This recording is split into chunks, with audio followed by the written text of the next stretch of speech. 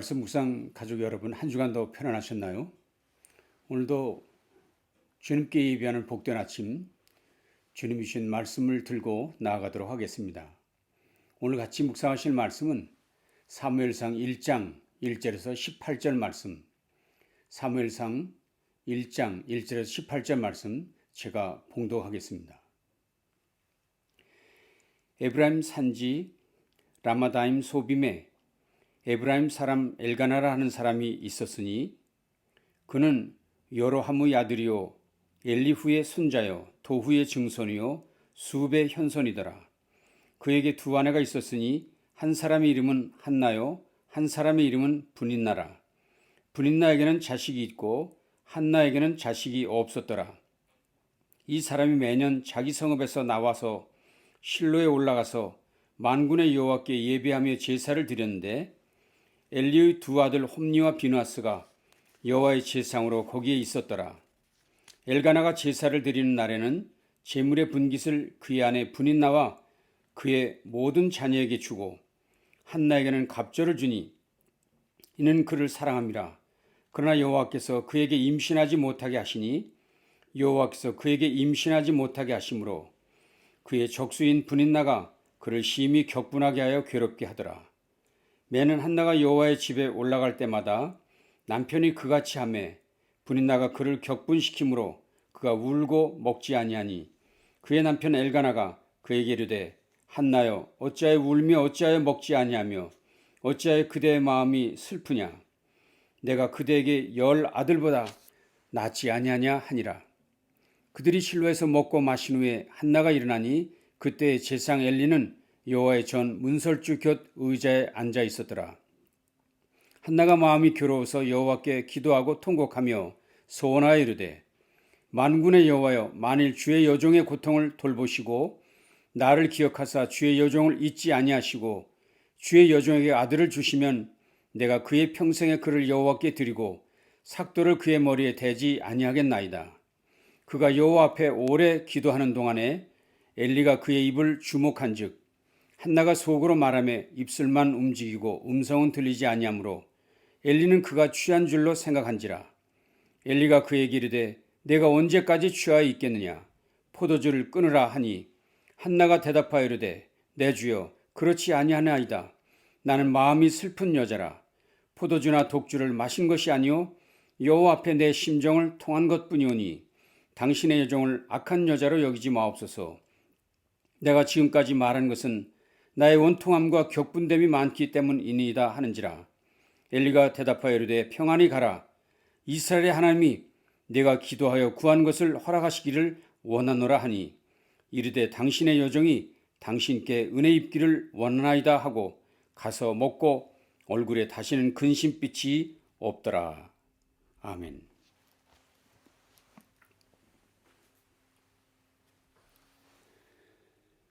오늘부터 새롭게 시작하는 사무엘서 묵상에 저와 여러분 모두가 주님이 주신 은혜를 기대하며 출발합니다.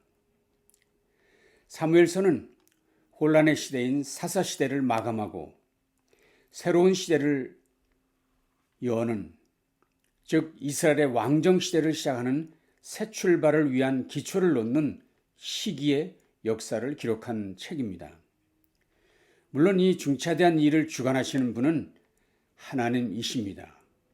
그러나 하나님께서 사무엘이라는 사람을 사용하셨습니다. 그래서 그 사무엘의 손에서 두 사람의 왕, 사울과 다윗이 기름 부음을 받게 됩니다. 사무엘은 이스라엘이라는 왕국의 영적 기초를 놓은 사람이라고 할 수 있는 것이죠. 그만큼 그의 위치가 중요했다는 것을 알 수 있습니다. 하나님께서도 이렇게 말씀하신 일이 있습니다. 예레미야 15장 1절입니다.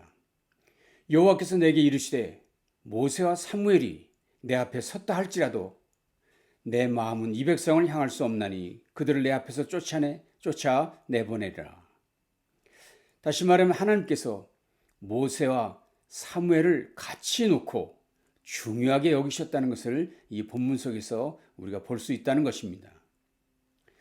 내용적으로 놓고 볼 때도 사무엘 상하 전체의 장수는 55장이고 절수로는 전체가 1504절로서 구약성경에서 길다고 말하는 이사야서보다 더 내용적으로는 길다는 것을 알 수 있습니다. 모세 다음으로 긴 성경을 기록한 사람이라고 생각할 수 있습니다. 대단히 중요한 인물인 것을 우리가 이제 알 수 있겠지요. 그런 사무엘, 그가 자신의 삶을 돌아보며 가장 중요하게 여겼던 일은 무엇일까요? 아마도 그런 이야기로 그는 그의 책을 시작하지 않았을까요? 그것이 사무엘 상 첫 장에 등장하는 자신의 출생에 관한 이야기라고 할 수 있습니다. 자신의 삶 전체에 영향을 끼쳤던 중요한 사건은 다름 아닌 어머니 한나의 이야기였다는 것입니다. 그래서 오늘 사무엘서를 시작하면서 사무엘은 그 첫 이야기로 어머니 이야기, 한나의 이야기로 오늘 사무엘서를 시작하게 됩니다. 오늘 본문의 주인공은 한나입니다. 사무엘의 어머니지요. 사무엘의 출생과 성장 이야기가 다른 어떤 성경의 사람들보다 자세하게 기록되어 있다는 부분이 매우 특징적이라고 이야기할 수 있습니다. 사무엘이 본격적으로 사역을 시작하는 것은 3장부터이니까 그렇다면 2장에 걸쳐 그의 출생과 성장에 관한 이야기를 다루고 있다고 볼 수 있습니다. 제가 살펴보니 모세의 경우도 그렇게 길게 언급하지는 않았습니다. 출애굽기 2장 한 장이 전부이고 그것도 전반부에만 그의 출생과 성장에 관한 이야기를 다루고 있었을 뿐이었습니다.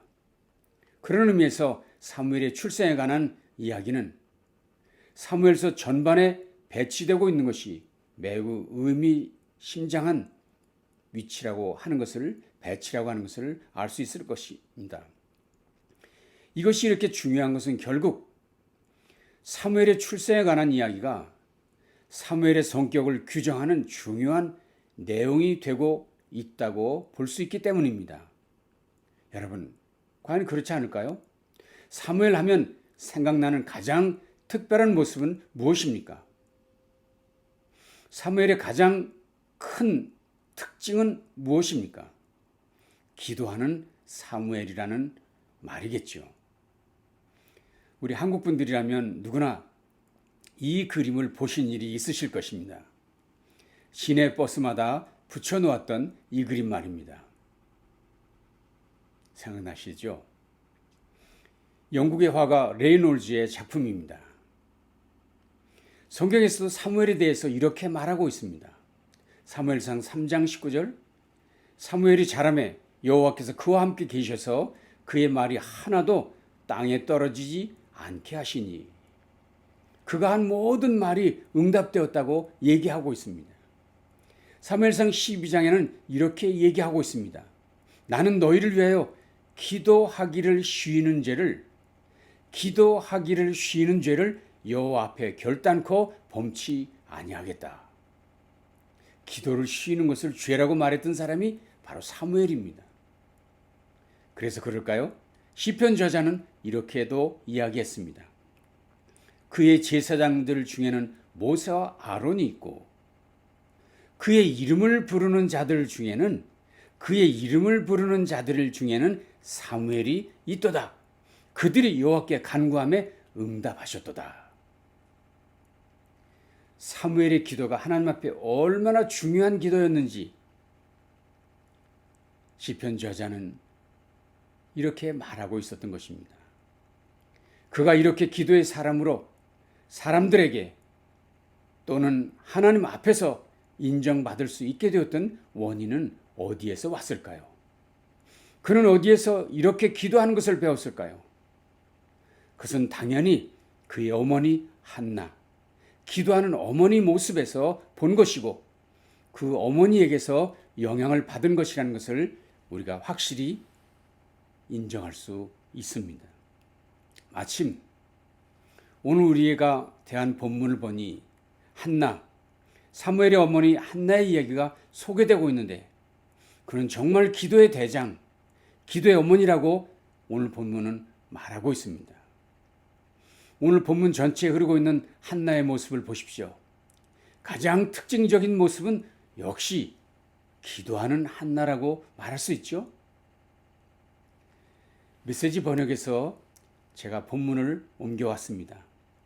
슬픔에 잠긴 한나는 괴로운 마음에 하나님께 기도하며 울고 또 울었다. 한나가 서원하며 아뢰었다. 만군의 하나님, 저의 괴로움을 깊이 살피시는 하나님, 저를 외면치 마시고 저를 위해 일하셔서 저에게 아들을 주시면 제가 그 아이를 아끼지 않고 온전히 주님께 바치겠습니다. 거룩한 순종의 삶을 살도록 그 아이를 구별해 드리겠습니다. 한나가 하나님 앞에서 계속 기도하는 동안 엘리는 그녀를 유심히 보고 있었다. 한나가 마음속으로 기도하고 있었으므로 입술만 움직일 뿐 소리는 들리지 않았다. 엘리는 한나가 술에 취했다고 단정하고 그녀에게 다가가 말했다. 술에 취했구먼. 언제까지 이러고 있을 셈이요? 정신 차리시오. 한나가 말했다. 그렇지 않습니다, 제사장님. 술을 마신 것이 아니라 제 처지가 너무 슬퍼서 그렇습니다. 술이라고는 한 방울도 입에 대지 않았습니다. 그저 제 마음을 하나님께 쏟아 놓았을 뿐입니다. 저를 나쁜 여자로 여기지 마십시오. 너무나 불행하고 고통스러워서 이제껏 이러고 있었습니다. 과연 그렇습니다. 어머니 한나는 통곡하며 기도했습니다. 그는 누구도 사람들을 원망하지 않았습니다. 그저 하나님 앞에 통곡하며 기도했습니다. 그는 결단하며 기도했습니다. 소원하며 기도했습니다. 만일 하나님께서 아들을 주신다면 이 아들을 다시 하나님께 온전히 바치겠습니다. 이 기도는 나 자신을 위해서가 아니라 하나님을 위해, 하나님 나라를 위해 하는 기도입니다. 약속하고 결단하며 기도했습니다. 그리고 오늘 본문을 보면 그는 오랜 시간 기도했다고 말했습니다. 누구도 의식하지 않고 기도했다고 말하고 있습니다. 누가 들어도 누가 보아도 관계하지 않고 기도했다고, 그저 기도했다고 말하고 있습니다. 그래서 한나 하면 기도하는 어머니라고 확실히 말할 수 있습니다. 이 일이 매우 중요한 일입니다. 그의 기도가 응답되어 아들을 낳은 것은 물론이지만 그가 낳은 사무엘에게 너무나도 중요한 영향을 미치게 되었기 때문입니다. 사랑하는 성도 여러분, 여러분은 자녀들에게 어떤 어머니로, 어떤 아버지로 남겨지기를 원하십니까? 자녀들에게 무엇을 유산으로 전해주기를 원하십니까? 기도하는 어머니, 무릎 꿇고 기도하는 아버지, 하나님 앞에 엎드린 어머니, 아버지의 모습을 보여주어야 되지 않을까요? 이보다 더 큰 영향력, 이보다 더 큰 선물이, 더 좋은 선물이 어디에 있을까요? 펄복 여사의 이야기를 아시나요? 여러 작가 펄복은 대지라는 장편 소설을 써서 퓰리처상을 받고 1938년엔 노벨 문학상까지 받게 됩니다. 그런데 펄복은 어린 시절 중국 청강포 지역에서 그의 삶을 보냈는데 오랜 가뭄이 계속되던 어느 날 그의 아버지가 먼 지역으로 선교 여행을 떠나고 어머니 캐롤라인은 펄복 등 세 자녀와 중국인 하녀와 함께 살았었습니다. 캐롤라인의 귓가에 어느 날 이상한 소리가 들려와서 귀를 기울였습니다. 우리 동네에 이토록 심한 가뭄이 계속되는 것은 저 서양 여자들 때문이야. 그러니까 오늘 밤에 저들을 죽여서 우리 신에게 제물로 바치자. 그래서 신의 노임을 풀어드리자. 하고 의논하는 소리였습니다. 이 소리를 같이 듣고 있던 중국인 처녀가 캐롤라인을 붙잡고 소리내어 울기 시작했습니다. 주인님, 오늘 밤에 큰일이 날 것 같습니다. 어쩌면 좋겠습니까? 그러자 캐롤라인은 그 자리에 엎드려 기도하기 시작했습니다. 아버지 하나님, 저 철없는 아이들의 생명을 주님께서 맡아주시고 구원하여 주시고 그리고 이 땅의 단비를 허락하여 주시옵소서. 그가 얼마 동안 기도했는지 기도하다 보니까 마음속에 어떤 확신이 생겼습니다. 눈을 떠보니 어느새 밤이 되었습니다. 캐롤라인은 하녀와 함께 다과를 준비했습니다. 자정이 되었습니다. 드디어 멀리서 사람들의 웅성거리는 소리가 어지럽게 들려오더니 그 소리는 점점 집 가까이로 다가왔습니다. 하녀는 부들부들 떨면서 어쩔 줄을 몰라 했습니다. 그런데 펄벅의 어머니 캐롤라인은 어디서 힘이 솟아났는지 대문을 향해 가더니 문을 활짝 열면서 살기등등한 그들의 눈빛과 마주쳤지만 차분한 목소리로 말했습니다. 여러분, 어서 오세요. 여러분을 위해서 기쁜 마음으로 차와 먹을 것을 준비했습니다. 함께 나누시지요. 장정들이 몰려들었습니다. 그때 한 장정이 이야기했습니다. 당신은 우리가 무섭지도 않습니까? 그러자 캐롤라인은 말했습니다. 내 이웃에 사는 여러분을 내가 왜 무서워합니까? 라고 대답했습니다. 중국인들의 위협에도 아랑곳하지 않고 차를 대접하고 먹을 것을 권했던 것입니다. 그리고는 어머니 캐롤라인은 오르간 앞으로 가서 찬송가를 친히 반주하면서 노래를 부르기 시작했습니다. 찬송이 끝났을 때 캐롤라인은 방 안이 조용해진 것을 알게 되었습니다. 뒤를 돌아보니 한 사람 두 사람 자리를 떠난 방에는 그저 하녀와 세 자녀 그리고 자신뿐이 없었습니다. 누군가 강한 손으로 자신을 붙들어 주시고 있다는 것, 자신이 보호받고 있다는 사실을 그는 깨닫게 된 것입니다. 다시 어머니 캐롤라인은 무릎을 꿇고 하나님께 감사 기도를 드렸습니다. 그런데 놀라운 일은 그 감사 기도를 들을 때 빗방울 떨어지는 소리가 들리기 시작하더니 금세 소나기로 변하고 말았습니다. 무엇이 캐롤라인을 이렇게 담대하게 지혜롭게 만들어 주었을까요? 기도였습니다. 무엇이 이 어머니 캐롤라인을 죽음 앞에선 가족의 생명을 지켜줄 수 있었습니까? 어머니의 기도였습니다. 무엇이 오랜 가뭄 속에 단비를 기다리는 대지를 적셔주었습니까? 어머니 캐롤라인의 기도였습니다. 기도가 세상을, 사람을 변화시키는 줄로 믿습니다. 어머니의 기도가 자식은 물론 세상을 새롭게 했습니다. 기도하는 어머니, 기도하는 아버지, 모든 성도들이 되실 수 있기를 바랍니다. 이런 생각을 잠깐 했습니다. 한나와 사무엘의 때에는 아직 성전도 없을 때였습니다. 하나님의 법궤만 그저 천막 속에 머물러 있을 때였습니다. 아직 예배 처소가 제대로 마련되어 있지 않을 때였다는 것입니다. 그런데도 한나는 그곳을 즐겨 찾아갔고 그곳에서 많은 시간을 보낸 것을 알 수 있습니다. 오늘 3절을 보십시오. 이 사람이 매년 자기 성읍에서 나와서 실로에 올라가서 만군의 여호와께 예배하며 제사를 드렸는데 7절은 구체적으로 말했죠. 매년 한나가 여호와의 집에 올라갈 때마다 힘들고 어려울 때마다 그가 찾아가는 곳은 성소 하나님의 집이었습니다. 아이를 주셨을 때도 어머니 한나는 어린 사무엘을 성소에서 영원히 살게 했습니다. 사무엘상 1장 22절을 보십시오.